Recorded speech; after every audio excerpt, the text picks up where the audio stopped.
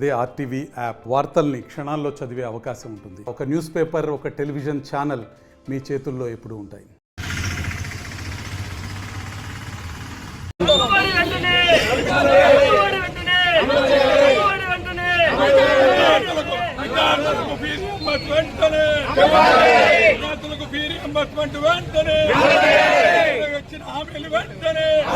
అధికారంలోకి వచ్చే సంవత్సర కాలంలో ఎన్నికల ముందు ఈ రాష్ట్ర ప్రజానికానికి ఏవైతే హామీలు ఇచ్చారో సూపర్ 6 కానివ్వండి, వివిధ సందర్భాల్లో ఇచ్చినటువంటి 143 హామీలు కానివ్వండి, ఏ ఒక్కటి కూడా నెరవేర్చని క్రమంలో రైతులకు ఇవ్వాల్సినటువంటి అన్నదాత సుఖీభవ కానివ్వండి, తల్లులకు ఇవ్వాల్సినటువంటి తల్లి వందన కానివ్వండి, విద్యార్థులకు ఇవ్వాల్సినటువంటి ఫీ రీయింబర్స్మెంట్ కానివ్వండి, ఏవి కూడా సంవత్సర కాలమైనా కూడా నెరవేర్చని పరిస్థితుల్లో సాక్షాత్ ముఖ్యమంత్రి గారు తను పెట్టినటువంటి మొదటి సంతకం కూడా ఇంతవరకు అమలు కాని పరిస్థితుల్లో ఈ ప్రభుత్వం పూర్తిగా వైఫల్యం చెంది విషయమే కాకుండా మహిళలకు వెన్నుపోటు పొడిచింది, రైతులకు వెన్నుపోటు పొడిచింది, విద్యార్థులకు వెన్నుపోటు పొడిచింది, నిరుద్యోగులకు ఇవ్వాల్సినటువంటి నిరుద్యోగ వృత్తి కానివ్వండి, సంపద సృష్టిస్తామని చెప్పి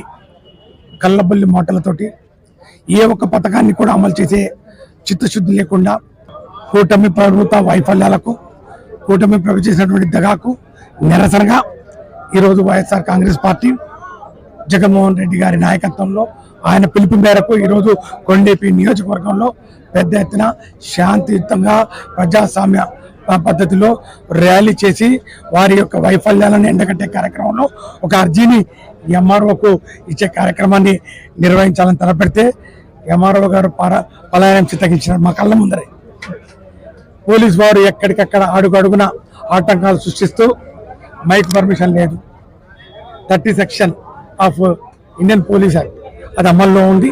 కాబట్టి మీరు మీ కార్డులు పట్టుకోకూడదు, ఫ్లెక్సీలు పట్టుకోకూడదు, పుండుకూడదని చెప్పి ఆటంకాలు కలిగిస్తూ ఈరోజు వారు ప్రజాస్వామ్య విలువల్ని, రాజ్యాంగాన్ని సైతం ఈరోజు అపహాసం చేసే రీతిలో వారు ఈరోజు మరి యొక్క విధులు నిర్వహిస్తున్నటువంటి పరిస్థితుల్లో మరిన్ని వీడియోస్ కోసం ఛానల్ ని సబ్స్క్రైబ్ చేయండి. లేటెస్ట్ అప్డేట్స్ కోసం వాట్సాప్ ఛానల్ ని ఫాలో అవ్వండి. ఆ లింక్ డిస్క్రిప్షన్ లో ఉంది.